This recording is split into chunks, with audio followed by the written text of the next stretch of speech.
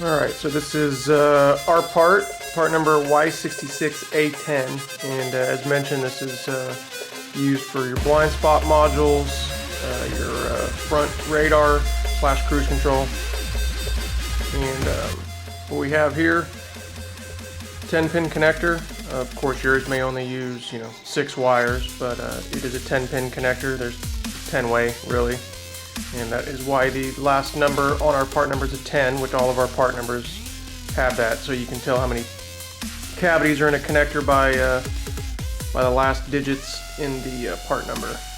First thing we got to do here to get these pins out, there is a white lock on it, and we do have to bring that out just a little bit. The key here is you don't pull the lock out too much. You want to just barely kind of bring it out enough so that you can get the pins released. If you pull too far, it'll actually put tension on the pins and you won't be able to get them out, or you'll think you're doing something wrong and it's really just because the lock has been pulled too far out. So I'll use the same tool I'm actually going to use to release the pins, and you can use a flathead screwdriver also. So we'll just kind of bring it out a little bit.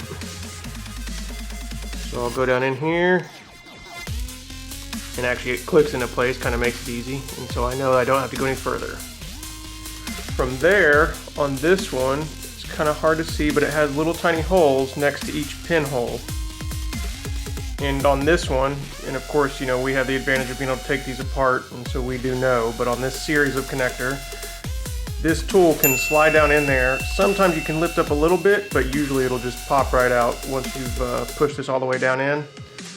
So let me show you here. So we're gonna do the top left first. So I'll kind of get a grip on the wire. First I push it forward, back up into the connector to make sure tension's off the catch. We're going to take our tool, slide down into our hole here. This is the release hole, not the actual hole where the pin is. So we'll push all the way down until it stops. Let's see if the pin comes out there. And it does, so you know that you're good to go. Some of them, again, kind of push up on the pin a little bit on the D-pin tool, and it'll help to release it, but this one's perfectly sized for this connector. So we'll do the next one. So next one over, right inside that little release hole, all the way till it stops, and it pops out. So pretty basic, you can just continue that all the way through. We'll do the next one just to kind of show you here. So hole right next to that pin. See if we can get the focus here.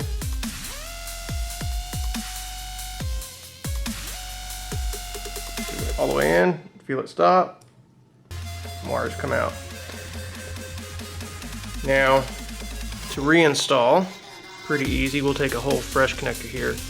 These are typically going to come with the lock already out whenever we're doing this part. If we send you the connector, it's usually going to come with wires already installed, but if you request them loose, then you would get it and this lock should be already out. If not, you just pop it out just a little bit. And actually we can close it. So say it did come like that, pretty easy. We'll just go down in there again, pull that out, and you know that it is unlocked, because to put the pins in and to remove them is kind of the same deal. If it's the white lock is too far in or out, they're gonna kind of hit a stop there. So back of our connector here, and the one thing you do have to make sure of is that the pins are oriented the right way. Typically you're not going to be able to put them in wrong. This one I'll kind of show you. So I already know that where the catches are, because the catch falls down onto the pins from the top. The 2 notches in the pin, they're kind of hard to see, but that's where that catch actually grabs. So I know that they're going to go facing up, but let's just try it upside down first. And I'll show you. It actually stops. Seal doesn't go anywhere. It doesn't even get close. So you go, okay, wait a minute. Let's try it the other way. Slides right in and it clicks in position. So you know that you're good to go. We'll follow it down the line. See if we can hear it click when it goes in there. So just like that. And what we can do here, we'll put them all in.